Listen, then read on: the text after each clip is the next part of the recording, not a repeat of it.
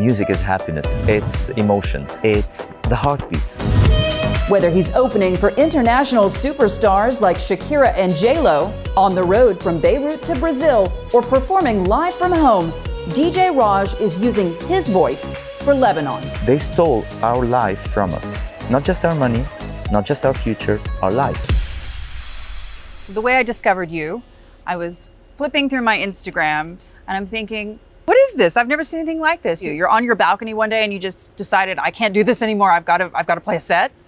Well, honestly, yeah, because what happened is when the pandemic started, I was just back from Dubai to Beirut, and we heard that, things are going to be really different than the usual. There's a new normal that is about to happen.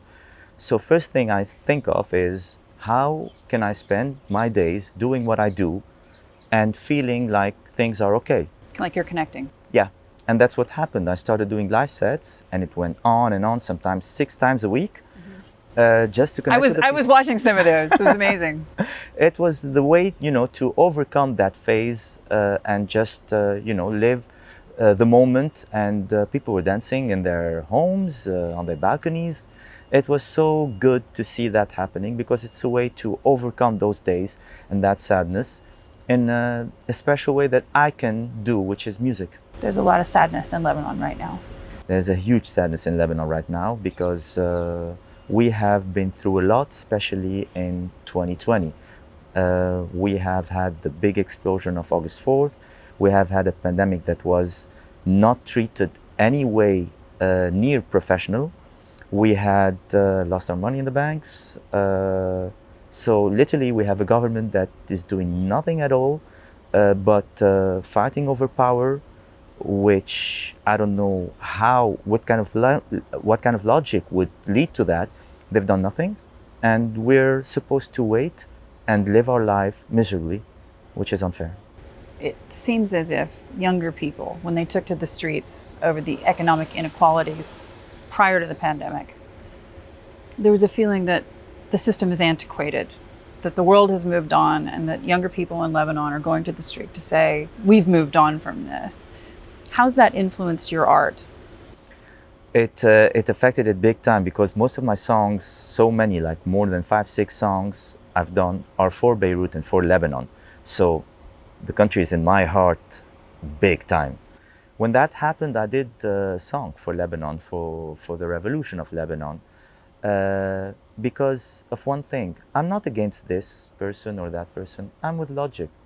So I played on Independence Day on the big stage for like tens of thousands of Lebanese that were holding that Lebanese flag. That flag that has no connection with anybody other than the Lebanese. We all want one thing, just one thing, life. We want our life. They stole our life from us. Not just our money, not just our future, our life.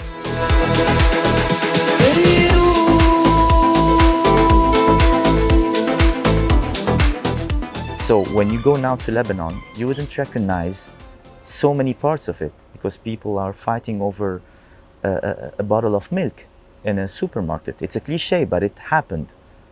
Why are these things happening? Because the management has done a very, very bad job. When you do that, the least you can do is move away and let somebody else take over, not in Lebanon. And so you're able now, a bit post-pandemic, to travel once again. How has that changed things for you in terms of that lifestyle that you used to lead? Global, international, superstar, how's it different? It's totally different. I mean, when you're always on the move and then all of a sudden you're stuck at home, that's very different. It's a totally different lifestyle. This is why what you do is you just keep on working every day. I stayed in the studio, doing shows, producing music all throughout those 12 months. And now that I can travel again, it's like, it's the best thing in the world because this is my engine. This is how, DJs live. We want to explore, we want to do new stuff, we want to travel the world, we want to bring happiness to the world. Love you all, let me hear you scream! My name is Rodge and I come from Beirut, and Beirut loves Egypt. When do you think that you'll see these venues like this one filled with people once again enjoying your music? Once vaccines are really spread all over the world, and gradually it will happen. Like, for instance, here in Dubai, I see this happening very soon because, you can start off with a certain gradual opening of clubs, etc. And all depends on the vaccination. And this is the difference between a country like Dubai and a country like Lebanon, where we don't have yet that plan for vaccination. And I'm hoping that would be sorted out because that is the answer. Where are some of the places that you haven't performed yet that you'd like to perform? I'd love to do a tour in the States. It's one of my dreams, and I hope that in 2022 I can be able to do that. We're doing a world tour. Michel Fadel and I, we have an orchestra kind of production with 200 people on stage.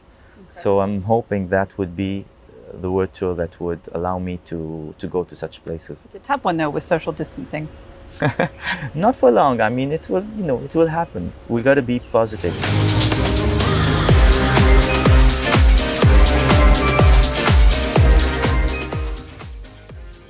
How does this change music for you in terms of the business model? You got to adapt. I mean, all businesses will adapt. This is the hardest business to adapt because it involves like a lot of people being in the same place, under the same roof.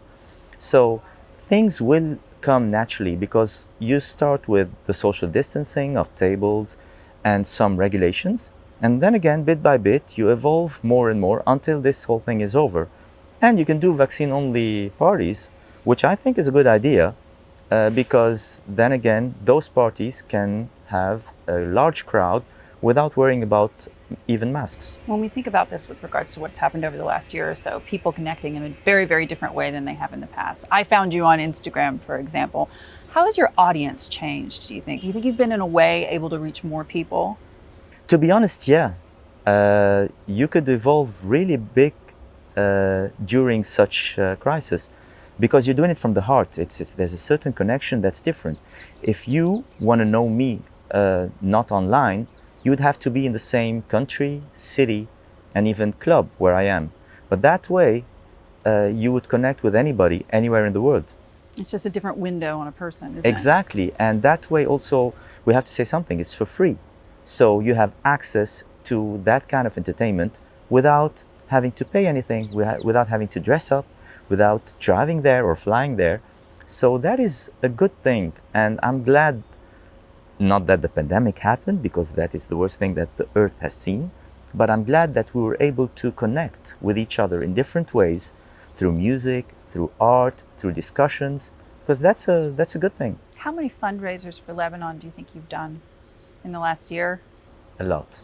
I cannot count them because I'm constantly working with different NGOs. We did so many shows, even online, where we saved so many kids and people with heart diseases, with cancer. We've done a lot because this is one of my main mottos in life. It's to give back and to help in any way I can. And it's very easy for any artist to do that. You just mention what you need to do and people will react. And that way, you will be saving lives and helping people without the extra effort that you think you need to do. It's just a simple thing. So I ask every single artist, celebrity, I'm just a small thing. There are massive artists out there. If each gives something, the world will be in a better place.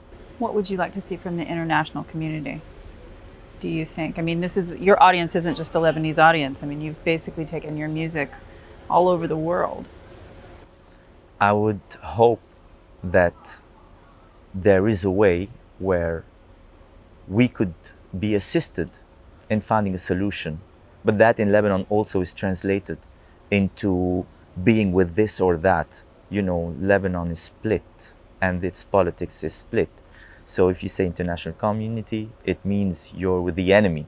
And if you say this, you're with the other enemy. It's always like a ridiculous game. But the big picture is that we need help. We need some kind of wise decisions and plans because the country, everybody says, is gonna go to worse and worse with the upcoming weeks.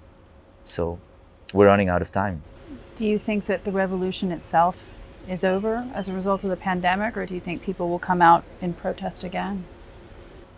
You know, the sad thing about Lebanon is there's a solution for politicians to every scenario, which means the revolution kind of lost hope somewhere along the line, and everybody waits for everybody to go down on the street. Why don't you go down on the street? Why don't you do this? While everybody's staying at home, devastated, because they kind of lost hope. Those parties that rule the country are enemies somehow, but believe it or not, they're also best friends. Can you imagine that? I've seen it. Yeah. So when they're sitting all together and considering Lebanon as a cake, they split it with a big smile under the umbrella of my party and my religion and this and that, while eventually it's just benefits, personal benefits, and agendas of other countries. So what happens is when the people want to ask for change, they agree all together in a way or the other to stop that. So they devastate you, they sometimes beat you, they sometimes throw fire rockets at you, they do stuff to stop that. All those big leaders in our country are fighting over power, and if you ask one of them, tell me what you have done for your country. One question, one answer, nobody can tell you a thing. What's your achievement? What did you achieve? Well, in that 5 makes you years, in angry. 10 years? That makes you angry. Very angry. Because, you know, most Lebanese are trying to find a way to leave Lebanon, which is sad. I don't want to leave Lebanon. Nobody wants to leave Lebanon. It's a beautiful piece of land and culture and history and people. But how can you survive the next phase while your currency has lost between 8 and 10 times its worth, and you can't access your money at the bank? Obviously, growing up in a place like Lebanon, a confluence of cultures, 1,000 years of history or more, what are some of the things that have inspired you? What inspired me is the difficulty in life, because that's how I lived my life. I'm a child of war. I was born during the war, and it ended in 1990 on October 13. And then there was another war in 2006, and there were a lot of ups and downs in Lebanon. It's like our life is dramatic, and music was the escape. Lebanon was built in a way that you cannot decode. It's like everybody needs to agree with everybody on everything, and they're kind of enemies and they follow other countries. So each party is doing its own agenda for another country, and nothing is done for the country. So that element brings sadness to the people, but at the same time, it brought us a way of not accepting, wanting to live. This is why you know about the Lebanese that they love life, nightlife, art, history, everything that's positive in life. They've been through a lot, and having lived throughout all these decades, for a person like me, music is my escape.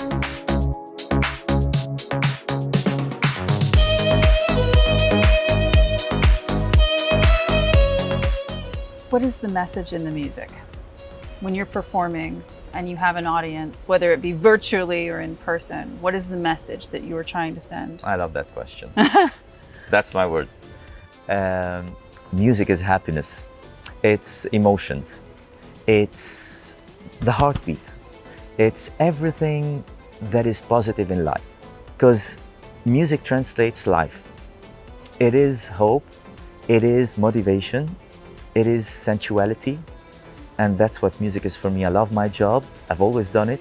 Music is the best thing that could happen to life.